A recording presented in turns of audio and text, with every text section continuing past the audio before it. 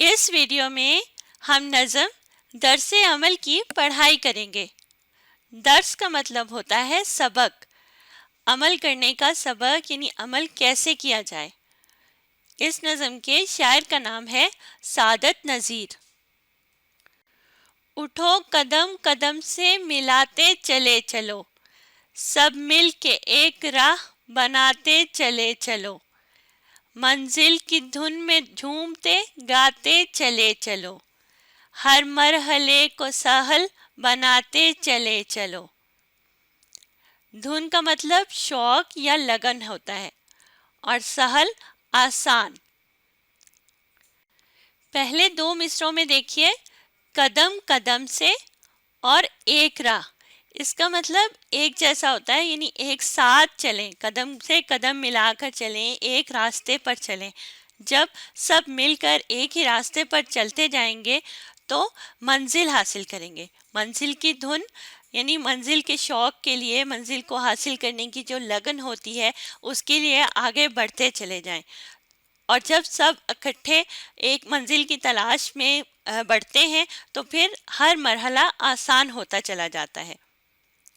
तो यहाँ हमारे लिए तमाम मरहले आसान कब होंगे? जब हम कदम से कदम मिलाकर सब मिलकर इकट्ठे आगे की तरफ बढ़ेंगे मंजिल की तलाश के लिए, मंजिल की लगन के लिए। अब यहाँ देखिए, ये चार मिसरों पर मुहित एक बंद है, इसे बंद कहते हैं, जो चार मिसरों पर यानी दो शेरों पर, दो अशार पर मुश्तमिल है। और इसको रुबाई कहा जाता है, जिसमें जिस बंद में दो अशार होते हैं या चार मिसरे होते हैं, इसको रुबाई कहते हैं। बनकर घटा फजाओं पे छाते चले चलो, हर हर कदम पे धूम मचाते चले चलो, तफरीक रंग व नस्ल मिटाते चले चलो, इंसानियत की शान दिखाते चले चलो। घटा का मतलब काले बादल और तफरीक कहते हैं फर्क को। तो देखिए, जैसे गहरे बादल आसमान पर आते हैं, काले काले गहरे बादल, तो वो पूरे आसमान पर फैल जाते हैं, छा जाते हैं। इसी तरह से शायर कहते हैं कि हमें भी मिलकर आगे बढ़ना है और ऐसे काम करने हैं कि हम तमाम दुनिया में अपना नाम पैदा कर सकें, यानी तमाम दुनिया में हमारा ही नाम हो, हम ही छाए हुए हों। धूम मचाते चले यानी छा जाएं। ऐसे काम, ऐसे अमल हमें करने चाहिए मिलकर आगे बढ़ते हुए। तफरीक रंगो नस्ल को मिटाएं यानी जो रंग है, काले या गोरे को अहमियत ना दी जाए, या अच्छी नस्ल या कमतर नस्ल को हम अहमियत ना दें कि हम इस तरह कोई फ़र्क पैदा करें लोगों के अंदर, तो ऐसा हमें नहीं करना। हमें इन तमाम चीज़ों से आगे बढ़कर देखना है और मिलकर आगे बढ़कर काम करना है, और यही इंसानियत की शान है।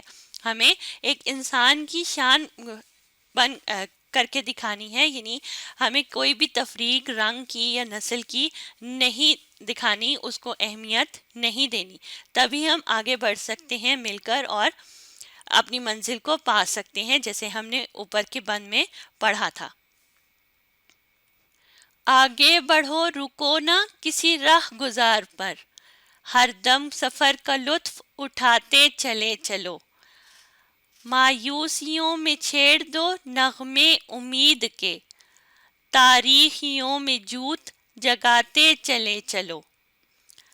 राह गुजार रास्ता, लुत्फ का मतलब होता है मज़ा, और जूत जगाना रोशनी करना। अब यहाँ शायर कह रहे हैं कि जब एक बात के बारे में सोच लिया है, एक बात तय कर ली है कि हमने आगे बढ़ना है मिलकर, तो हमें कहीं भी किसी भी रास्ते पर, राहगुज़र पर रुकना नहीं है और अपने सफ़र को हर तरह से अच्छा बनाना है। हर दम सफ़र का लुत्फ़ उठाते चले चलो यानी उसका मज़ा उठाएं, अच्छी तरह से अपने सफ़र को आगे की तरफ बढ़ाएं और उसका मज़ा लें। और जो लोग आपके सफ़र के दौरान अगर कोई मायूस हो रहा है, सफ़र के दौरान अगर कोई थक रहा है और अपनी उम्मीद को کھو رہا ہے کہ اسے کوئی امید نہیں رہی، تو ان کے اندر بھی، ان لوگوں کے اندر بھی ایک امید دلائیں کہ ہم منزل تک ضرور پہنچیں گے۔ مایوسیوں میں چھیڑ دو نغمے امید کے، یعنی جو لوگ مایوس ہو رہے ہیں ان کے اندر امید کا جذبہ پیدا کریں۔ اور جس طرح سے ہم دیکھتے ہیں کہ ایک چراغ جلاتے ہیں، ایک چراغ، چھوٹا سا چراغ جلانے سے بھی بہت زیادہ روشنی حاصل ہو جاتی ہے، تو اسی طرح سے ہمیں بھی راستے کے دوران جو اندھیرے ہیں، تاریکیاں ہیں، ان کو ختم کرنا ہے اور روشنی پیدا کرنی ہے۔ ٹوٹے ہوئے دلوں کو محبت سے جوڑ دو، جوہر عمل کے اپنے دکھاتے چلے چلو، چمکو گگن کے تاروں کی صورت زمین پر، تم آسماں زمیں کو بناتے چلے چلو۔ جوہر کہتے ہیں ہنر کو یا کسی خوبی کو، اور گگن کا مطلب ہوتا ہے آسمان۔